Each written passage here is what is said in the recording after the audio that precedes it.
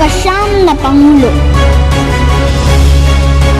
Diosdado Macapagal, 1961 to 1965. Una narito ang pagsasabatas ng Agricultural Land Reform o Republic Act No. 3844 na nagbukas ng oportunidad na magkaroon ng sariling lupang sakahan ang mga maliliit na magsasaka sa bansa.